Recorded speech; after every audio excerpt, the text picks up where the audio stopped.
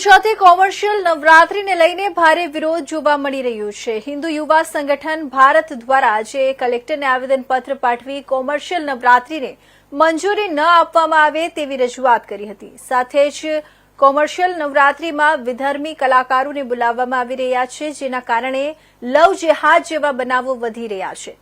વ્યવસાયિક નવરાત્રી ધર્મના નામ પર ધંધો કરવાનું કેન્દ્ર બની ગયું છે।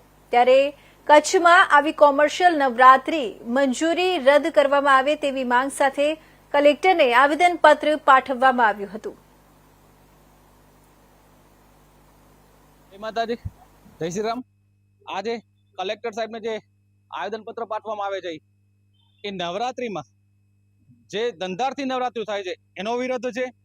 જે નવરાત્રીમાં વેધર્મીઓનો પ્રવેશ છે, જે મૂર્તિ પૂજામાં નથી માનતા, જે અમારી આસ્થાને નથી માનતા, જે અમારી સંસ્કૃતિને નથી માનતા, એનો વિરોધ છે કે જે નવરાત્રીમાં વેધર્મીઓ આવે છે એનો વિરોધ છે કે નવરાત્રી ન થવી જોઈએ, એ લોકોને પરમિશન ન મળવી જોઈએ। સાથે સાથે મહિલા સંગઠન પણ આનામાં ઉપસ્થિત છે, હિન્દુ યુવા સંગઠન ભારત પણ ઉપસ્થિત છે ભુજનું, અને જેટલા સમાજો છે એ લોકો કોઈ પણ લેટર પેડથી એ લોકોનો વિરોધ કર્યો છે। એ પણ જણાવી દઉં કે કચ્છી ગુર્જર ક્ષત્રિય સમાજ, પછી કડવા પાટીદાર સમાજનો પણ વિરોધ છે, અંજારમાં પ્રજાપતિ સમાજે પણ વિરોધ કર્યો છે, આ જેટલા ભાનુશાલી સમાજ પણ છે, પછી સ્વાસ્થક સમાજ પણ છે, જોશી સમાજ પણ છે, આવા અનેક સમાજો છે જે લોકોએ લેટર પેડથી વિરોધ કરેલો છે કે આ બધી જ નવરાત્રી બંધ થવી છે। આનો અમે સમાજો બધા બહિષ્કાર કરીએ છીએ।